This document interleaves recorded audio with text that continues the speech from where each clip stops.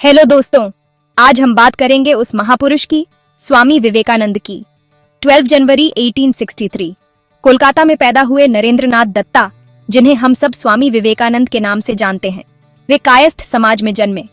इनके पिता विश्वनाथ दत्त एक प्रसिद्ध वकील थे। बचपन से ही वो बहुत तेज दिमाग और मजबूत इरादों वाले थे।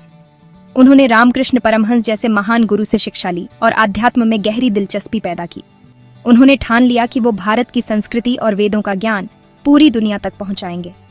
1893 में शिकागो के विश्व धर्म महासभा में स्वामी विवेकानंद ने भारत का प्रतिनिधित्व किया। अपना भाषण उन्होंने उन यादगार शब्दों से शुरू किया, मेरे अमेरिकी भाइयों और बहनों। इस एक वाक्य ने सबके दिल जीत लिए और भारतीय संस्कृति को दुनिया में एक नई पहचान मिली। उनके भाषण ने न सिर्फ भारत को बल्कि पूरी दुनिया को हिलाकर रख दिया।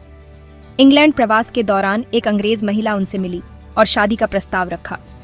स्वामी जी ने कारण पूछा तो उस महिला ने बताया कि वह आप जैसा एक बच्चा चाहती है। स्वामी जी ने मुस्कुराते हुए कहा कि यह संभव नहीं है, परंतु मेरे पास एक आपके लिए एक प्रस्ताव है जो आपकी मनोकामना पूरी कर सकता है।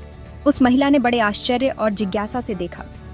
स्वामी जी ने कहा कि आप मुझे ही अपना बेटा बना लें। ये था उनका प्रभाव और उनकी महानता। उन्होंने सबको भारतीय दर्शन, योग और वेदांत का असली मतलब समझाया। उन्होंने रामकृष्ण मिशन और बेलूर मठ की स्थापना की। अमेरिका और यूरोप में उन्होंने हिंदू धर्म की पताका फहराई। उनके प्रभाव से अनेक विदेशियों ने सनातन को अपनाकर भारत को अपनी कर्म भूमि बनाकर भारतीय स्वतंत्रता आंदोलन में भाग लिया। स्वामी विवेकानंद का संदेश था, उठो, जागो और तब तक मत रुको जब तक लक्ष्य प्राप्त न हो जाए।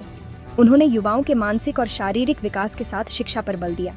उन्होंने अंधविश्वास, कर्मकांड, जातिवाद आदि बुराइयों का विरोध किया। वे स्वयं भी पुस्तकों के प्रेमी थे। पुस्तकालय में लाइब्रेरियन ने पूछा कि आपने पुस्तक के केवल पन्ने पलटे, पढ़ा नहीं? स्वामी जी ने कहा कि आप पुस्तक में कहीं से भी पूछ सकते हो। लाइब्रेरियन ने मजाक समझते हुए उस पुस्तक में से अनेक प्रश्न पूछे। स्वामी जी ने पेज नंबर बताते हुए सभी उत्तर सही दिए। ऐसी उनकी पुस्तक को पढ़ने की गति और यादाश्त थी, या यूं कहे कि वे पेज को स्कैन कर लेते थे। उनकी शिक्षाएं आज भी नौजवानों को सही राह दिखाती हैं। हर साल 12 जनवरी को हम राष्ट्रीय युवा दिवस मनाते हैं, जो स्वामी विवेकानंद के जन्मदिन पर आधारित है। ये दिन हमें उनके विचारों और उनके दिखाए गए मार्ग को याद दिलाता है। हमें भी उसी रास्ते पर चलने की प्रेरणा देता है।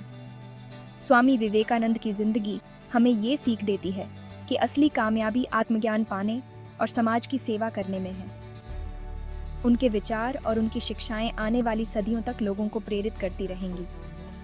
4 जुलाई 1902 को लगभग 39 वर्ष की आयु में वेलूर मठ में ध्यान करते हुए उन्होंने अपना शरीर त्याग दिया। उनको लगभग 31 थी, जो उनकी अल्पायु मृत्यु का कारण बनी। तो दोस्तों, इस राष्ट्रीय युवा दिवस पर आइए हम सब मिलकर चैनल को लाइक और सब्सक्राइब करते हुए स्वामी विवेकानंद के विचारों को अपनी जिंदगी में उतारें और देश को आगे बढ़ाने में अपना योगदान दें। धन्यवाद।